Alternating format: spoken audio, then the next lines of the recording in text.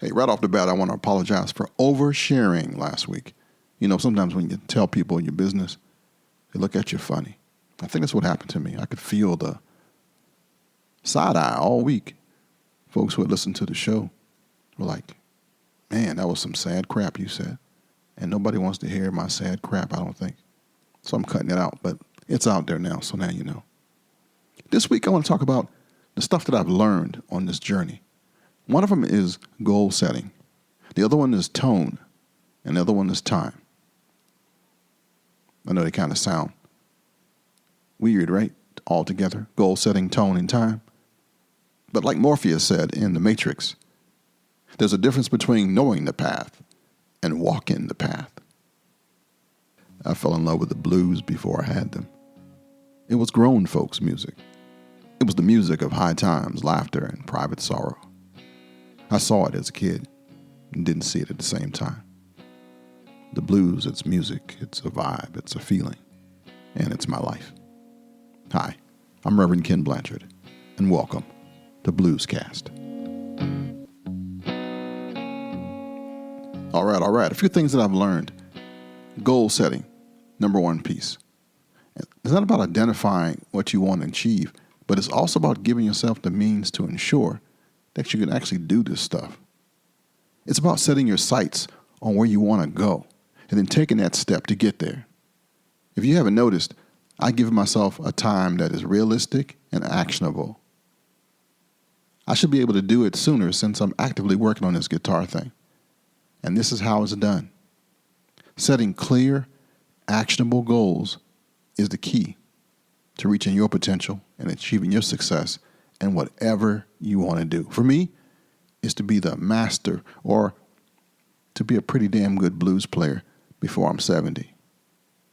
You see, goal setting is a process that serves as a bridge between the present and whatever your future wants to be.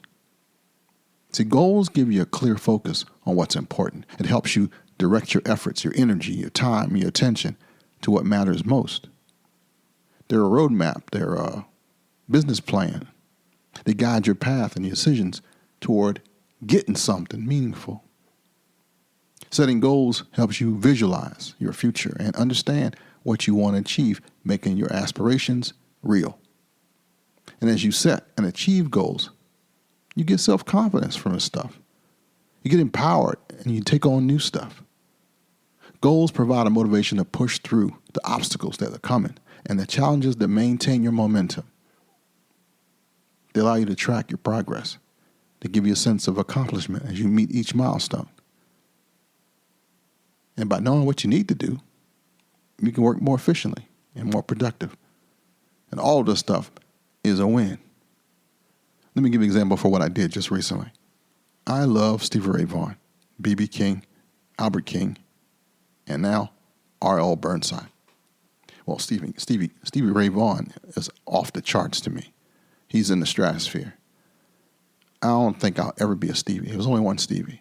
There's some folks online, little kids actually, that are cranking it. There's a guy I know in D.C. on the street cranking Stevie. Can't do it. Trying to do it. But to make myself set up like I want to be him tomorrow or be that good next week is unrealistic. But what I can do and what I have done is break down one song at a time. Work on one lick at a time. Learn how it's done. Learn how Stevie set his guitar up. Learn how his amp worked. Learn the gauge of his strings. Learn the methodology for how it was done. And you get a little bit closer. And then when you can make at least 2 or 3 other notes sound the same, it's a win. And that gives you confidence to keep on going and go a bit little further on the lick. It takes time. And again, you can't be Stevie Ray Vaughan. I'm not ever going to be Stevie Ray Vaughan. But the fact that I'm getting even close, or I can do a backing track and it sounds like Stevie Ray Vaughan just a little bit, so much so that YouTube won't publish the thing because they're like, copyright infringement, warning, that kind of thing. It's good enough for me. And then I thought it was all about the gear. And it is important. If you have like a bad instrument, you won't get the sound that you're looking for. You can't push your guitar to the next level if your stuff is baby stuff made for, from Mattel. But it's actually more mental than physical. And you got to want it. Things have to feel right. And sometimes that is about buying another guitar. Since my wife has been ill, I've bought a lot of guitars, more than I ever thought I would. I think I have 10 now, although 2 are being sold on consignment. And I'm probably going to get rid of about 5 more if I can help it. A senior guitarist, a blues guy I respect, hit me up one day out the blue and said, "I see you, brother. You're searching for your tone, aren't you?" I was flattered. I quickly said, "Yeah." He's been watching my amateur YouTube videos. You might have seen a couple of them. But people who always give you their first compliment, then they slam you. He said he also noticed that I had made a few purchases of more than one guitar recently. I ignored that one. I am a little ashamed that I purchased a handful of guitars recently in search of, quote, my tone. And I'll be selling them too, if you're looking. You see, according to Bing.com, guitarists search for tone because it's a fundamental way to express their unique musical voice. Tone is a characteristic sound produced by a guitar, influenced by factors like amplifier settings, effects pedals, and playing technique. It's not just a technical aspect of music, it's a powerful tool that can influence emotions, evoke memories, and shape personalities. Each guitarist's quest for the perfect tone is deeply personal, as it allows them to convey their individuality and add depth, warmth, richness, or aggression to their music. So, in this brief time, I've learned a lot. The color and the finish of the guitar don't matter. That's all preference. But I learned I like the shape of the double cut guitars, the ones like DC Gibson Epiphones, the SGs, and the PRS guitars. I do like them with a little girth though, but not as heavy as the Les Paul Studio, nor as light and wafer thin as the Dean Zielinski's La Voce with that Piazzo that I bought first when I had an opportunity to talk to the man himself, Mr. Zielinski. But I'll tell you about that in another episode. The Gibson or the Epiphone SGs are also a little light. They got that nosedive thing happening. And I'm still figuring out the need for actively powered pickups. But I got a GL that I like the way it feels. I'm learning that it can do a lot of things. So now I'm trying to scale this thing down so that it works for me. One of the things that you might learn is that the scale of the guitar matters. That's the length of the fretboard. The Stratocaster is sexy, comes in a lot of flavors, and is a workhorse. But I need the humbuckers, I think. And now I've discovered P90s. I think that's my new flavor of the month. And my guitar buddy suggested I needed some air, as in a hollow body. He asked if I had at least one F-hole in a guitar, which made me think. I didn't, except for one. I do like that warmer sound with the hollow bodies. So maybe that is my tone. Warm, but not too twangy. Short scale. Different, but pretty, with a double cut. I have a vintage 2001 Gibson DC that I thought was going to be it, but I think it's a little bit too old and too beat up. I bought a PRS Santana model that looks beautiful, but I don't like it at all, so it's up for sale on consignment. And what a place to be. Blessed to even have more than one guitar. And that point by itself is not lost on me. I'm thanking God for it every day. But I like G&L. Something about that company just resonated with me. So I have a PRS, a G&L. I have Fender. I have a Gibson. I have an Epiphone. And who else is up here? Oh, yeah, and the Dean Zielinski's. I got 2. But now I got a really weird G&L guitar. I forgot the name of it. It's an awkward shape. It kind of looks like a Strat that's been warped, but it's got a P90 and a humbucker in it, and I love it. And it's red. And what else can I say about it? It's my favorite now. So now I'm a G&L guy, and except for the custom stuff that I had made because I ain't got no sense, I'll probably part with all the rest of the stuff. And again, what a place to be in. So if you're interested in a guitar, ask me. I'll tell you what I got. Send pictures and everything. All right, now I got something big that I think you might want to remember. Time is the most valuable thing a person can spend. Time waits for no one. No person has enough power to stop the time or change its course. You can't keep today's hour for tomorrow. And we all know that, but we still tend to procrastinate. Time is a scarce resource, and if it's wasted, it can't be recovered later. This is why I kind of gave up watching football and sports in the last couple of years. I don't want to waste my time. And I haven't bought PlayStation or a game console, even though I want to play with my son real bad. But time is more valuable than money.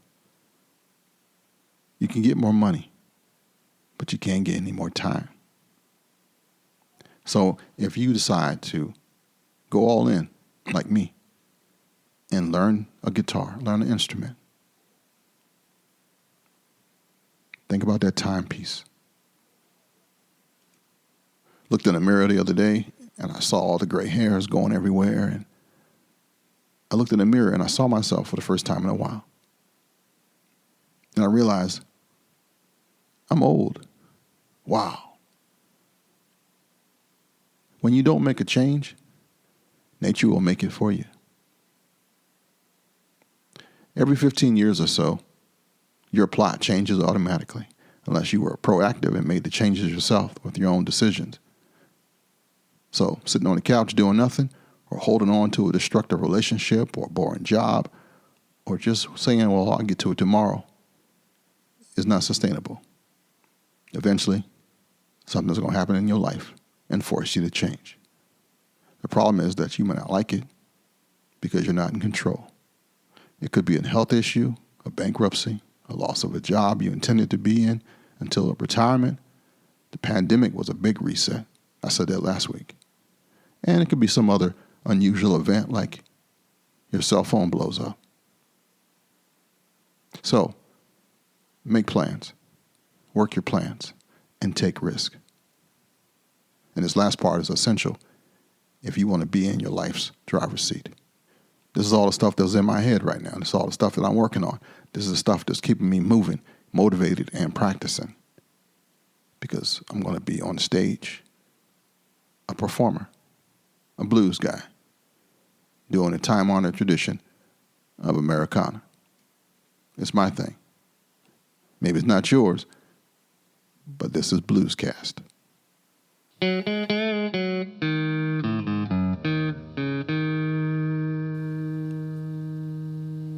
All right, earlier I apologize for all that negative energy, but it was basically I was telling my origin story and some of the negatives that I'm going through. Then I realized that nobody wants to see your warts. Yeah, nobody's perfect though.